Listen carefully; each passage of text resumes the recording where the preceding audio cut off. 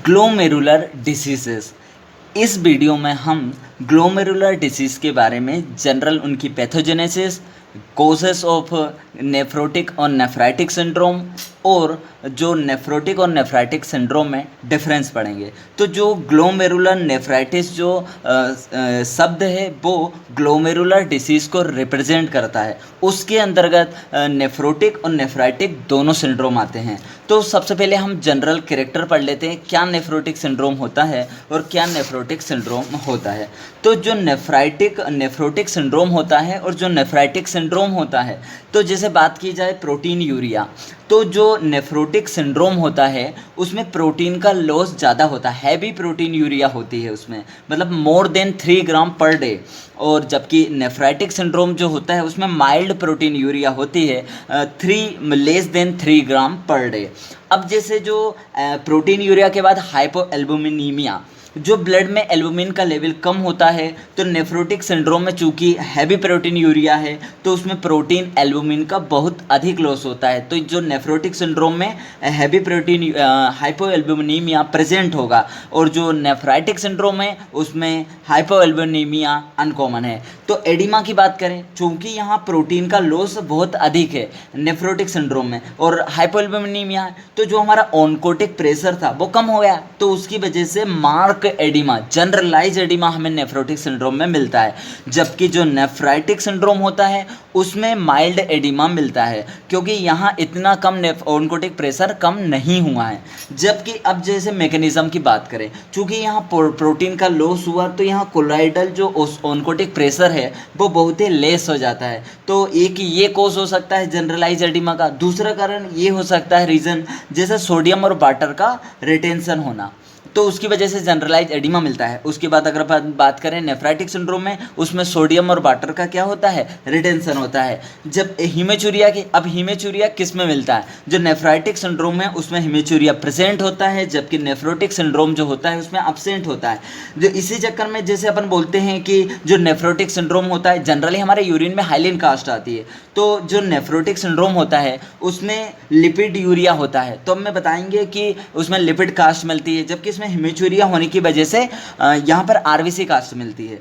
तो जैसे अब हाइपरटेंशन की बात की जाए, हाइपरटेंशन जो होता है नेफ्राइटिक सिंड्रोम से एसोसिएट होता है, नेफ्रोटिक सिंड्रोम में एंड एडवांस केसेस में हाइपरटेंशन एसोसिएट होगा। अब जैसे हाइपरलिपिडीमिया, ऐसा माना जाता है कि नेफ्रोटिक सिंड्रोम में बहुत अधिक प्रोटीन का लॉस हो जाता है, तो जो लीवर होता है बहुत अधिक प्रोटीन बनाता है, प्रोटीन के साथ साथ भी वो लिपिड का सिंथेसिस भी अधिक करने लगता है। तो हाइपरलिपिडीमिया किस में मिलेगी, अपने को नेफ्रोटिक सिंड्रोम में मिलेगा, जबकि ये अब्सेंट होगा हमारे किस सिंड्रोम में, नेफ्राइटिक सिंड्रोम में। अब लिपिड यूरिया, जब लिपिड इसमें ब्लड में ज़्यादा है तो यूरिन में भी, नेफ्रोटिक सिंड्रोम में यूरिन में बहुत अधिक लिपिड रहेंगे, लिपिड यूरिया। अब उसके बाद नेफ्राइटिक सिंड्रोम में जो कि अब्सेंट रहेगा। अब जैसे बात की जाए ओलिगो यूरिया की, तो ओलिगो यूरिया मेन प्रेजेंट होता है नेफ्राइटिक सिंड्रोम में, और ये जो होता है ओलिगो यूरिया नेफ्रोटिक सिंड्रोम में एडवांस केसेस में प्रेजेंट होगा।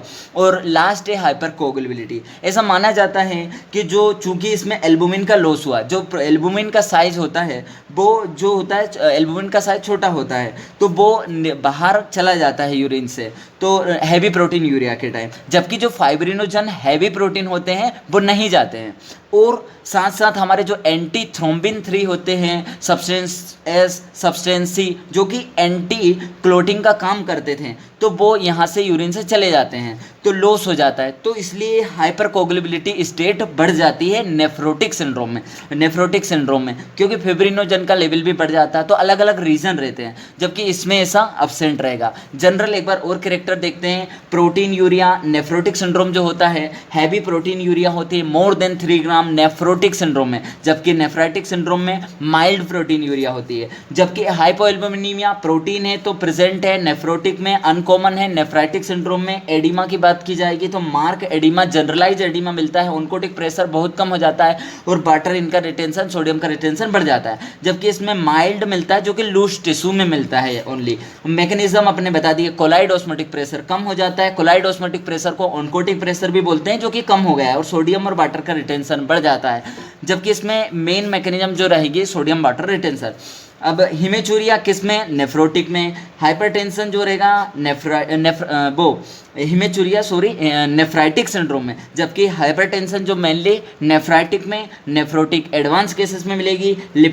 हाइपरलिपिडीमिया जो रहेगी नेफ्रोटिक में, लिपिड्यूरिया नेफ्रोटिक में, ओलिगोयूरिया नेफ्राइटिक में, ये एडवांस केसेस में मिलेगा। और हाइपरकोगुलेबिलिटी जो स्टेट है ये हमारे नेफ्रोटिक सिंड्रोम में प्रेजेंट होती है। अब ये जो जनरल ग्लोमेरुलर डिसीज़ में जो नेफ्रोटिक और नेफ्राइटिक सिंड्रोम में हमने जनरल कैरेक्टर देख लिए, तो अब उसके बाद हम पढ़ते हैं कि कौन कौन से कॉज हैं जो कि जो ग्लोमेरुलर डिसीज़ हैं। तो जैसे कि एक रहते हैं एक्यूट नेफ्राइटिक सिंड्रोम के क्या कॉज है और नेफ्रोटिक सिंड्रोम के क्या कॉज है। तो ये नेफ्रोटिक सिंड्रोम, ये नेफ्राइटिक सिंड्रोम। तो जैसे नेफ्रोटिक सिंड्रोम तो हम इसमें अलग अलग कोज है, जैसे प्राइमरी ग्लोमेरुलोनेफ्राइटिस। तो इसमें मिनिमल चेंज डिसीज़ क्या है, मिनिमल चेंज डिसीज़ जो कि मोस्ट कॉमनली किस में पाई जाती है, चिल्ड्रन में पाई जाती है। जो मिनिमल चेंज डिसीज़ उसमें पोडोसाइट के पोर्ट हट जाते हैं तो उसका डिग्रेडेशन हो जाता है, तो मिनिमल चेंज डिसीज जो होती है। अब हम याद रखने का तरीका ऐसा है कि मेम्ब्रेनस ग्लोमेरुलोनेफ्राइटिस, ग्लोमेरुलोनेफ्राइटिस मतलब जो ग्लोमेरुल को अफेक्ट करे। मेम्ब्रेनस, उसके बाद मेम्ब्रेनस अपन नीचे लिख देंगे तो मेम्ब्रेनो प्रोलिफरेटिव ग्लोमेरुलोनेफ्राइटिस, उसके बाद प्रोलिफरेटिव रख लेंगे तो फोकल जो कि एक ही जगह पर है, या फिर डिफ्यूज प्रोलिफरेटिव ग्लोमेरुलोनेफ्राइटिस। और उसके बाद अपना फोकल हो जाएगा तो फोकल सेगमेंटल ग्लोमेरुलोस्क्लेरोसिस, ग्लोमेरुलोस्क्लेरोसिस। और हमारी आईजीए नेफ्रोपैथी, ये एक प्राइमरी कोज है नेफ्रोटिक सिंड्रोम की। क्या है एक बार और देख लेते हैं। Minimal change disease most commonly children में होती है, और ये मोस्ट कॉमनली जो मेम्ब्रेनस ग्लोमेरुलोनेफ्राइटिस होती है मोस्ट कॉमन अडल्ट में पाई जाती है। अब मेम्ब्रेनस से मेम्ब्रेनो प्रोलिफरेटिव ग्लोमेरुलोनेफ्राइटिस। अब प्रोलिफरेटिव तो फोकल, डिफ्यूज एक जगह या फिर पूरी एरिया में जो होगा प्रोलिफरेटिव ग्लोमेरुलोनेफ्राइटिस। फिर फोकल तो फोकल सेगमेंटल ग्लोमेरुलोस्क्लेरोसिस। अब हो जाएगा हमारा आईजीए नेफ्रोपैथी, ये प्राइमरी कोज है। जबकि अगर अपन बात करें नेफ्रोटिक की और भी कोज है, जैसे सिस्टमिक कोजेस, सिस्टमिक डिसीज हो सकती है, जैसे हमारा एसएलई है, डायबिटीज मेलाइटस और अमाइडलोसिस, ये जो नेफ्रोटिक सिंड्रोम के कोज है। कुछ और कोजेस है नेफ्रोटिक सिंड्रोम के, जैसे कि सिस्टमिक इन्फेक्शन है, वहाँ सिस्टमिक डिसीजेस था। अब सिस्टमिक इन्फेक्शन जैसे कि वायरल इन्फेक्शन हो सकता है, जैसे hepatitis B, hepatitis C, HIV virus. और बैक्टीरियल इन्फेक्शन जैसे कि बैक्टीरियल एंडोकार्डाइटिस। और उसके बाद आ जाएगा लेप्रोसी, उसके बाद सिफिलिस, ये बैक्टीरियल कॉज हो गए, लेप्रोसी, सिफिलिस, बैक्टीरियल एंडोकार्डाइटिस। और प्रोटोजोआ में जैसे मलेरिया हो जाएगा, प्लाज्मोडियम फेल्सीफेरम। पैरासाइट में हमारा फाइलेरिया। उसके बाद अगर बात की जाए हाइपर सेंसिटिविटी रिएक्शन, ये नेफ्रोटिक सिंड्रोम के कॉज है। जैसे ड्रग हुए, ड्रग में हैवी मेटल की बात करें जैसे गोल्ड हुआ, मरकरी हुआ, और ड्रग लाइक पेनिसिलामिन, टोलबिटामिन और हीरोइन, ये हाइपर सेंसिटिविटी रिएक्शन करवाते। पेनिसिलामिन हाइपर सेंसिटिविटी रिएक्शन करवाएगा, उससे नेफ्रोटिक सिंड्रोम कॉज होगा। बी स्टिंग, उसके अलावा स्नेक बाइट, आईवी पॉइजनिंग, ये प्लांट पॉइजनिंग जो होगी इसमें हाइपर सेंसिटिविटी रिएक्शन है। और क्या कॉज हो सकते हैं, मेलिग्नेंस, उसे हम याद रख सकते हैं MCS से। एम मतलब माइलोमा, उसके बाद कार्सिनोमा, होजकिंग डिसीज और प्रेगनेंसी में जैसे टॉक्सीमिया ऑफ प्रेगनेंसी, इसे क्या कहते हैं, प्री एक्लेम्सिया भी बोला जाता है। हाइपरटेंशन होता है इसमें। अब उसके बाद आ जाएगा अपना सर्कुलेटरी डिस्टर्बेंस। सर्कुलेटरी डिस्टर्बेंस में हमारी रीनल वेन में यदि थ्रोम्बोसिस हो जाए या फिर कॉन्स्ट्रक्टिव पेरिकार्डाइटिस। क्या, renal vein thrombosis, constructive pericarditis. अब हेरिडिटरी डिसीजेस जैसे एल्पोर्ट सिंड्रोम, अब आ जाएगा फेब्री डिसीज और नेल पटेलर सिंड्रोम, ये जो होंगे, ये अभी जो बात करें ये नेफ्रोटिक सिंड्रोम के कॉज हैं। तो अब जैसे अगर अपन बात करें नेफ्राइटिक सिंड्रोम की, तो नेफ्राइटिक सिंड्रोम में जैसे इसमें प्राइमरी ग्लोमेरुलोनेफ्राइटिस है, इससे ही भी इसमें प्राइमरी ग्लोमेरुलोनेफ्राइटिस में रेपिड चीज़ें रहेंगी। जैसे एक्यूट ग्लोमेरुलोनेफ्राइटिस, इसमें पोस्ट स्ट्रेप्टोकोकल हो सकता है, स्ट्रेप्टोकोकल के बाद नॉन स्ट्रेप्टोकोकल हो सकता है, ये एक्यूट है। उसी तरह एक्यूट से रैपिडली प्रोग्रेसिव, एक्यूट जैसा रैपिडली प्रोग्रेसिव ग्लोमेरुलोनेफ्राइटिस RPGN। उसके बाद अपना क्या रहेगा, ये जो डिसीज़ थी प्रोलिफरेटिव वाली, ये प्रोलिफरेटिव वाली जो डिसीज़ थी वो यहाँ कॉमन है। मतलब जो 4 डिसीज़ हैं, जो 4 डिसीज़ जो हैं वो कॉमन है, मतलब वो नेफ्रोटिक भी करवाती है और नेफ्राइटिक भी करवाती है। जैसे ये हो गई हमारी हमारी मेम्ब्रेनो प्रोलिफरेटिव ग्लोमेरुलोनेफ्राइटिस, फोकल और डिफ्यूज प्रोलिफरेटिव ग्लोमेरुलोनेफ्राइटिस, और उसके बाद क्या हो जाएगा आईजीए नेफ्रोपैथी, आईजीए नेफ्रोपैथी, इसमें भी आईजीए नेफ्रोपैथी, इसमें भी आईजीए नेफ्रोपैथी, तो ये कॉमन है। उसके अलावा जैसे एसएलई की बात करें तो एसएलई जो होता है सिस्टमिक डिसीज में नेफ्राइटिक भी करवा सकता है, नेफ्रोटिक भी करवा सकता है हमारा एसएलई। उसके अलावा हमारा पेन है जो कि नेफ्राइटिक करवाएगा, पेन पॉलीआर्थराइटिस नोडोसा, बेगनर्स ग्रेनुलोमेटोसिस और हिनोच सिंचुलिन परप्यूरा, और जैसे क्रायोग्लोबिनीमिया। तो ये केसेस जैसे कि हमने इसमें केवल यही कॉज है हमारे प्राइमरी ग्लोमेरुलोनेफ्राइटिस और सिस्टमिक डिसीजेस। प्राइमरी में क्या एक्यूट चीज़ें जैसे कि acute glomerulonephritis, post streptococcal, non streptococcal, rapidly progressive glomerulonephritis, membranoproliferative glomerulonephritis, हमारा प्रोलिफरेटिव फिर से focal diffuse proliferative glomerulonephritis, IgA nephropathy. Focus करना ये वाली जैसी डिसीज जो है, उसके बाद ये है फोकल, आईजीए, एसएलई, वो दोनों में आ जाएगी। इसमें भी फोकल डिफ्यूज ये अपनी membranoproliferative glomerulonephritis, focal and diffuse proliferative glomerulonephritis, उसके बाद आ जाएगी अपने आईजीए नेफ्रोपैथी और एसएलई, दोनों सिंड्रोम में अपनी कॉमन हो गई है। उसके बाद अपनी सिस्टमिक में इधर बस 3 डिसीज थी, क्या थी, एसएलई, डायबिटीज मेलाइटस, अमाइलोसिस, जबकि इधर क्या हो जाएगा हमारा एसएलई हो जाएगा, पॉलीआर्थराइटिस नोडोसा, अपना ये क्या हो जाएगा, पेन हो जाएगा, और उसके बाद क्या हो जाएगा, बेगनर्स ग्रेनुलोमेटोसिस, उसके बाद हिनोच सिंचुलिन परप्यूरा और क्रायोग्लोबिनीमिया। तो ये हमारे कोजेस हो गए। क्या कोज है नेफ्रोटिक सिंड्रोम के, क्या कोज है नेफ्राइटिक सिंड्रोम के, तो ये कोज हो गए। एक बार और फटाफट रिवीजन कर लेते हैं नेफ्रोटिक में क्या क्या कोज है। प्राइमरी ग्लोमेरुलोनेफ्राइटिस हमने क्या पढ़ा, मिनिमल चेन डिसीज जो बच्चों में मोस्ट कॉमन है, चिल्ड्रन में मेम्ब्रेनस ग्लोमेरुलोनेफ्राइटिस जो कि एडल्ट में मोर कॉमन है और मोस्ट कॉमन है। उसके बाद आ जाएगा मेम्ब्रेनो प्रोलिफरेटिव ग्लोमेरुलोनेफ्राइटिस, प्रोलिफरेटिव तो अपना डिफ्यूज और फोकल ग्लोमेरुलो प्रोलिफरेटिव नेफ्राइटिस, फिर आ जाएगा focal segmental glomerulo sclerosis, IgA nephropathy. Systemic जैसे कि एसएलई हो गया, डायबिटीज मेलाइटिस हो गया, अमाइलोसिस हो गया। उसके बाद और कुछ कोज थे अपने किसके, नेफ्रोटिक सिंड्रोम के। तो अपन ने बात करी थी सिस्टमिक डिसीज जैसे वायरल इन्फेक्शन, तो मैंने बताया था hepatitis B, hepatitis C, HIV, bacteria जैसे bacterial endocarditis, leprosy, syphilis, protozoa parasite, अपना प्रोटोजोआ में अपना क्या हो गया था, फाल्सीफेरम मलेरिया और फाइलेरियासिस हो जाएगा। हाइपर सेंसिटिविटी किससे हो रही थी, जैसे ड्रग से, ये अपना हो जाएगा गोल्ड से, मरकरी से, drug like penicillamine, tolbutamide, heroin, bee sting, snake bite और पॉइजनिंग आईवी। तो ये हम नेफ्रोटिक सिंड्रोम कॉज करते हैं। मेलिग्नेंसी जैसे माइलोमा, कार्सिनोमा, होचकिंग डिसीज या होचकिंग लिम्फोमा बोलते हैं जिसे। आगे जाएगा टॉक्सीमिया और प्रेगनेंसी या मेलिग्नेंसी, प्रेगनेंसी, और उसके बाद आ जाएगा अपना टॉक्सीमिया प्री-एक्लेम्पसिया में, और रीनल वेन थ्रोम्बोसिस या सर्कुलेटरी डिस्टर्बेंस हो गया जैसे रीनल वेन थ्रोम्बोसिस हो गई, कॉन्स्ट्रक्टिव पेरिकार्डाइटिस, और अपने हेरिडिटरी डिसीज होती है जैसे Allport syndrome, फेब्री disease, nail patellar syndrome. तो ये हमने मेन अपनी ग्लोमेरुलर डिसीज देख ली नेफ्रोटिक वाली। और नेफ्राइटिक में क्या, एक्यूट जीएन, एक्यूट वाली, रैपिडली वाली, तो आ जाएगी एक्यूट में post streptococcal, non streptococcal, rapidly progressive glomerulonephritis, membranoproliferative वाली ग्लोमेरुलोनेफ्राइटिस, फोकल और diffuse proliferative glomerulonephritis, IgA nephropathy. SLE बाद एसएलई सिस्टमिक में polyarteritis nodosa, Wegener granulomatosis, Henoch Schonlein purpura, और आएगा क्रायोग्लोबिनीमिया। तो ये हमारे क्या कॉज हो गए, नेफ्रोटिक के, ये हो गए हमारे नेफ्राइटिक सिंड्रोम के कॉज।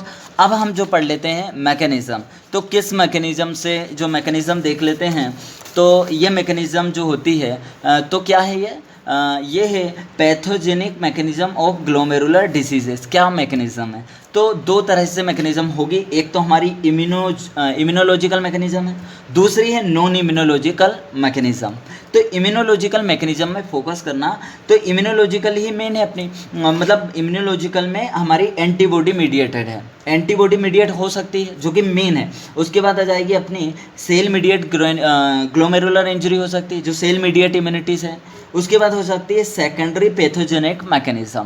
तो ये मैकेनिज्म से इम्यूनोलॉजिकल मैकेनिज्म हो गई। जो 4 हैं, जो एंटीबॉडी है उसमें हमारी एंटीबॉडी या तो इम्यून कॉम्प्लेक्स, एंटीबॉडी से रिलेटेड 4 है, क्या है, या तो इम्यून कॉम्प्लेक्स डिसीज हो जाएगी इम्यून कॉम्प्लेक्स की वजह से, या फिर हमारी एंटी जीवीएम मतलब ग्लोमेरुलर बेसमेंट मेम्ब्रेन के अगेंस्ट एंटीबॉडी बन गई और यहाँ इम्यून कॉम्प्लेक्स है। और उसके बाद आ जाएगा अल्टरनेटिव पाथवे जो होता है कॉम्प्लीमेंट्री सिस्टम का, उसमें डिस्टर्बेंस हो गया है। उसके बाद अपना जाएगा एन का entry anti neutrophilic cytoplasmic antibody, और ये इसमें ई की जगह एंडोथेलियम साइटोप्लाज्मिक एंटीबॉडी एंटी। तो ये जो होती है एंटीबॉडी है, मतलब ये एंटीबॉडी मीडिएट मैकेनिज्म है। अब बात कर ली जाए इम्यून कॉम्प्लेक्स डिसीज़ के, याद रखना जो इम्यून कॉम्प्लेक्स डिसीज़ है वो दो तरह से इम्यून कॉम्प्लेक्स हो सकते हैं, या तो वो लोकली बने होंगे या फिर वो सर्कुलेटरी जो होते हैं, मतलब जो सर्कुलेशन में बने होते हैं। लोकल जो होता पहले माना जाता था सर्कुलेटरी इम्यून कॉम्प्लेक्स जो हैं बहुत ज़्यादा डिपोजिट होते हैं, पहले मानते थे, लेकिन मेन जो होते हैं लोकल मैकेनिज्म से जो वहीं बनेंगे इम्यून कॉम्प्लेक्स और वहीं डिपोजिशन होगा वो ज़्यादा होता है।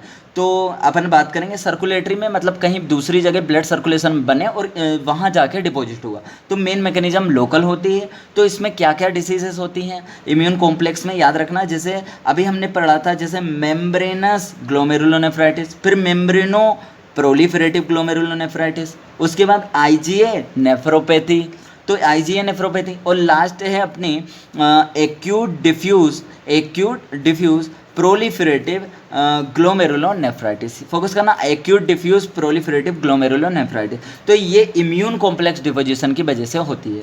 उसके बाद आ जाएगी ग्लोमेरुलर बेसमेंट मेम्ब्रेन जो होती है उसके अगेंस्ट एंटीबॉडी बन जाती है, तो ये गुड पॉस्चर सिंड्रोम है।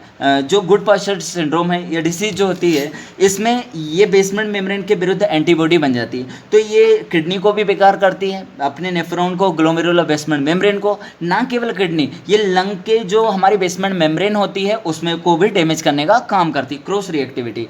उसके बाद अल्टरनेटिव पाथवे की डिसीज, अल्टरनेटिव पाथवे डिसीज में जैसे क्या आ जाएगा हमारा, अल्टरनेटिव पाथवे डिसीज में कॉम्प्लीमेंट जमा हो जाते हैं, जैसे C3 कॉम्प्लीमेंट जो रहता है वो मोस्ट कॉमन है, वो जमा होगा। तो जैसे मेम्ब्रेनो प्रोलिफरेटिव ग्लोमेरुलोनेफ्राइटिस टाइप 2, क्या मेम्ब्रेनो प्रोलिफरेटिव ग्लोमेरुलोनेफ्राइटिस टाइप 2 जो होता है वो अल्टरनेटिव पाथवे डिसीज में हो। हमें पता कैसे लगेगा अल्टरनेटिव पाथवे में, जैसे जो क्लासिकल पाथवे थे उसमें C1 C2 C3 C4 इनके लेवल कम होते हैं, लेकिन इसमें जो होता है जैसे अलग, जैसे प्रोपर्टीन का लेवल कम हुआ, C1 का लेवल, C3 का लेवल कम हुआ, और जो फैक्टर F जो फैक्टर लगता है हमारा, जो फैक्टर जो बी फैक्टर होता है, मतलब इनका लेवल कम होगा, तो हमें पता लगा ये अल्टरनेटिव पाथवे की डिसीज थी। तो क्या आ जाएगा इसका एग्जांपल, मेम्ब्रेनो प्रोलिफरेटिव ग्लोमेरुलोनेफ्राइटिस टाइप 2।